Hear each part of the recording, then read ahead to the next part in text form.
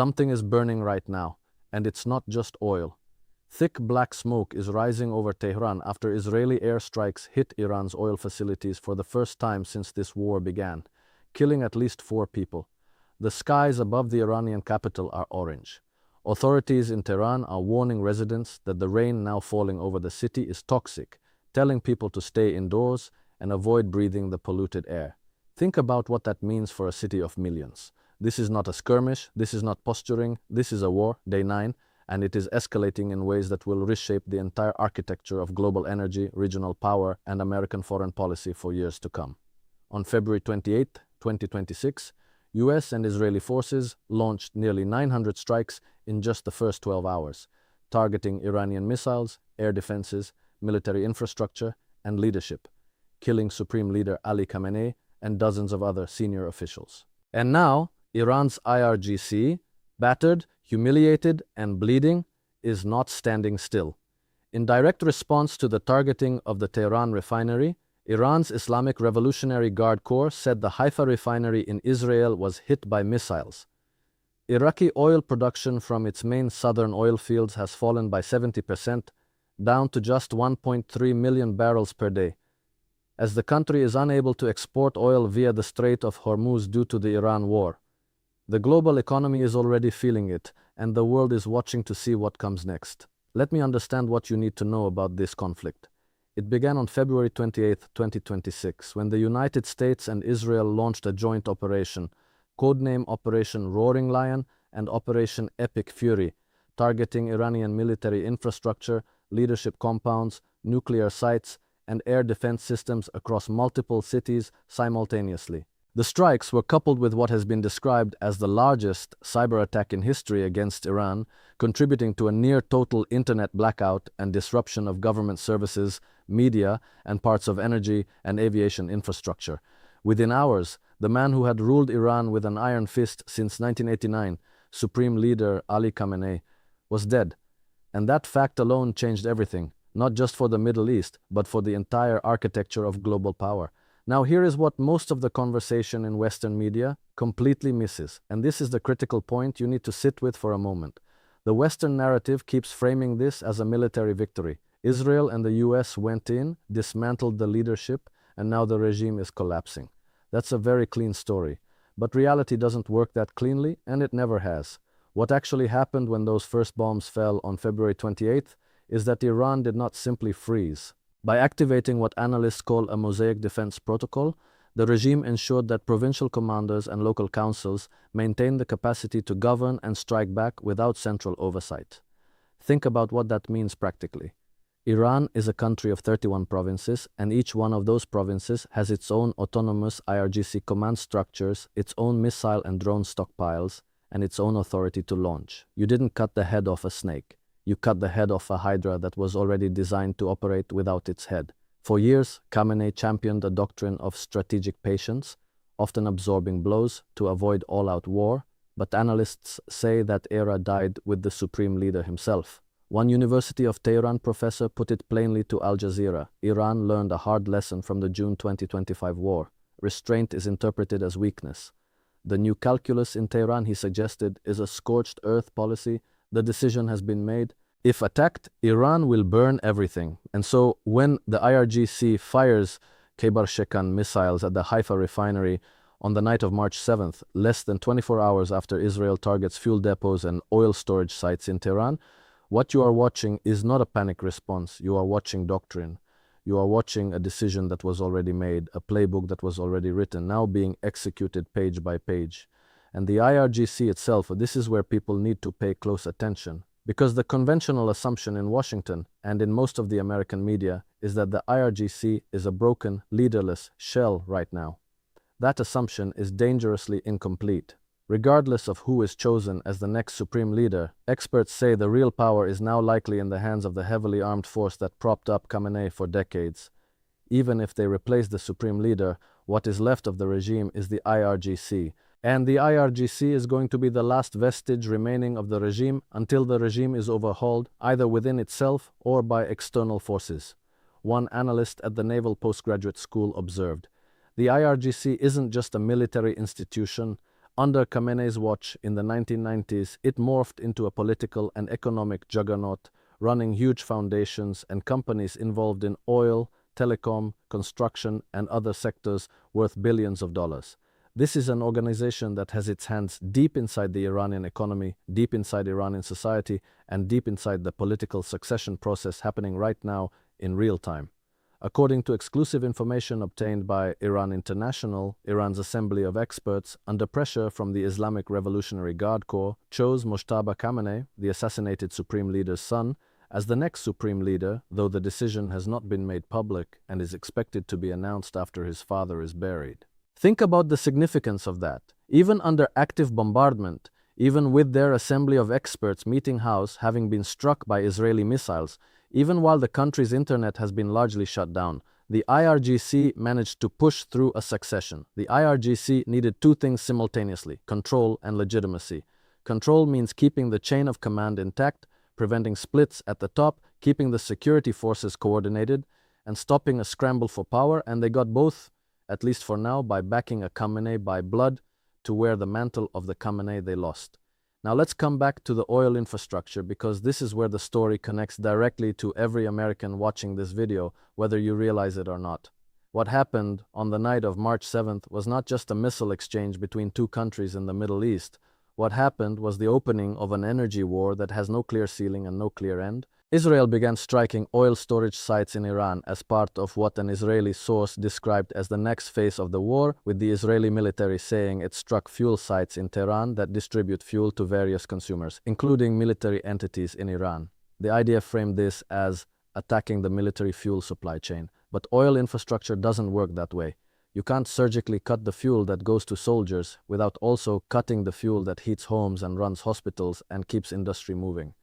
Iran understood that, and Iran responded in kind. The IRGC struck the Haifa refinery in Israel using Kheibar-Shekan missiles in direct response to the attack on oil reserve tanks in southern Tehran, and this is the logic of the energy war now unfolding. You hit mine, I hit yours, tit for tit, refinery for refinery, storage depot for storage depot, except the asymmetry here is stark and it matters enormously for what comes next. Israel is a small country with limited energy infrastructure.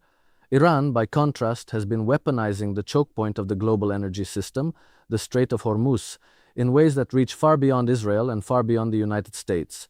The IRGC transmitted warnings via VHF radio to every vessel in the area, stating that no ship was permitted to pass through the strait. And the response from the global shipping industry was immediate and decisive.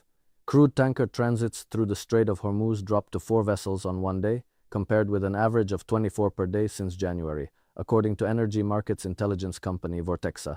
3 of the 4 were Iran-flagged. The commercial world essentially withdrew overnight. Insurance companies are rightly worried, so they are retracting coverage or doubling or tripling the cost of it.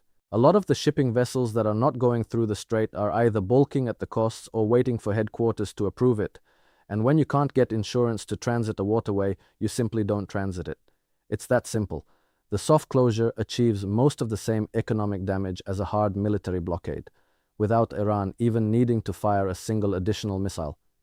Now here is the number that should be ringing alarm bells in every household in America. Oil prices surged about 35% in a single week as the Iran war triggered a major disruption of global energy supplies. On Friday, crude oil logged its biggest weekly gain in futures trading history. Brent futures surged more than 8%, and West Texas Intermediate futures spiked more than 12%. U.S. crude rocketed 35.63%, its biggest weekly gain in the history of the futures contract dating back to 1983. Read that again. The single biggest weekly gain in the history of the U.S. oil futures contract in 1 week. And that was before the oil infrastructure strikes of March 7th escalated things further. One senior portfolio manager at Neuberger Berman warned that a full or near full closure of the strait, lasting a month or more, would require demand destruction at levels that could push crude well into triple digits and European natural gas prices toward or above the crisis levels seen in 2022. And what does that mean for the average American? It means higher gas prices, it means higher food prices, because food production depends on fertilizer, and fertilizer production depends on natural gas and ammonia, and both of those are now in short supply. About 33% of the world's fertilizers, including sulfur and ammonia, travel through the strait, and almost 30% of ammonia's global production is either involved or at risk in this conflict, with that figure rising to 50% for urea. Corn, soy, wheat, cotton, all of those crops are affected. The people who tell you that this war is a Middle East problem are not reading the supply chains. Every link in the chain that produces the food on your table is touched by what is happening in the Strait of Hormuz right now. On 6 March, Qatari Energy Minister Saad Sherida Al-Kabi warned that if the war continues, other Gulf energy producers may be forced to halt exports and declare force majeure, adding, "This will bring down economies of the world." Qatar had already stopped gas production on March 2nd. Qatar supplies about 20% of the world's LNG exports, and the Iran war has already disrupted those global natural gas supplies. Meanwhile, Kuwait, one of the world's major oil producers, announced production cuts because tankers simply cannot safely transit the Persian Gulf. JP Morgan estimated that production cuts could exceed 4 million barrels per day by the end of the following week if the Strait of Hormuz remained closed. 4 million barrels per day. That is an enormous number, and we are only 9 days into this war. Now here is the geopolitical dimension that almost no one in the American mainstream media is telling you about. While the United States and Israel are locked into this escalating conflict, while the Strait of Hormuz is effectively shut down, while oil prices are spiking at historic rates, there is one country sitting quietly in the background that benefits enormously from every single day this war continues. Russia. The conflict is materially improving Russia's competitive position in crude oil markets. With Middle East barrels facing logistical disruption, both India and China face strong incentives to deepen reliance on Russian supply. India faces the most acute near-term exposure and is likely to pivot towards Russian crude immediately, given proximity and established logistics, while China, which had recently been moderating its intake of Russian crude, will likely abandon that restraint if the conflict extends beyond a few weeks. Every barrel of Middle Eastern oil that cannot reach Asia is a barrel that Russia can sell instead, and at a premium. Moscow didn't fire a single missile in this conflict, and yet Moscow may be among its biggest economic beneficiaries. That tells you something about the broader geopolitical chess game here, because wars of this scale, the wars that reshape energy flows and global supply chains, are never just about the two parties whose flags are on the missiles. They are about who gains leverage in the new order that emerges when the smoke clears. And right now, the order that is emerging is deeply uncertain. Inside Iran, the picture is equally complicated. The 2026 crisis unfolds against a backdrop of deep internal scars. Classified documents suggest that over 30,000 people lost their lives in the streets during the mid-January crackdowns alone. The grief of the public is real and heavy. The newly formed Interim Leadership Council must govern a population that is simultaneously mourning its children and fearing foreign invasion. Some Iranians celebrated when Khamenei was killed. Others were gripped by nationalism, by the ancient reflex that when a foreign power strikes your country, you defend your country regardless of whether you liked its leadership. The killing has humiliated the security establishment, exposing what analysts call a catastrophic intelligence failure. And humiliated institutions with guns and missiles are not institutions that tend to de-escalate quietly. The judiciary chief, a hardline member of the three-man council temporarily holding the powers of supreme leader, said the territory of some regional countries was being used for attacks against Iran and retaliatory strikes would continue. There is no ambiguity in that statement, no diplomatic language, no back-channel signal of flexibility, just the declaration that the strikes will continue, and simultaneously the IRGC has demonstrated that its retaliatory capacity is not exhausted.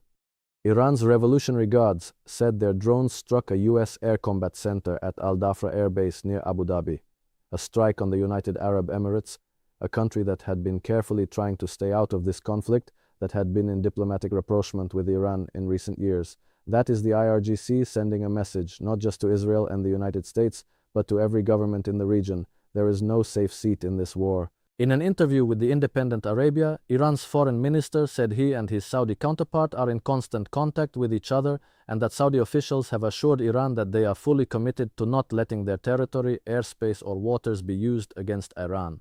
Saudi Arabia, the country that has been locked in a decades-long ideological and regional rivalry with Iran, is now quietly assuring Tehran that it won't be used as a launch pad. That tells you how carefully the Gulf states are reading this situation. They understand that if this war expands to hit Saudi oil infrastructure, the world economy faces a shock that makes 2008 look manageable. Iran launched strikes against the Al Udeid Air Base and Aramco's Ras Tanura oil refining facility. Ras Tanura. That is Saudi Arabia's largest oil export terminal, the single most important piece of energy infrastructure in the world. The fact that it was targeted even in a limited way, even if the damage was not catastrophic, tells you the entire scope of what the IRGC is willing to do.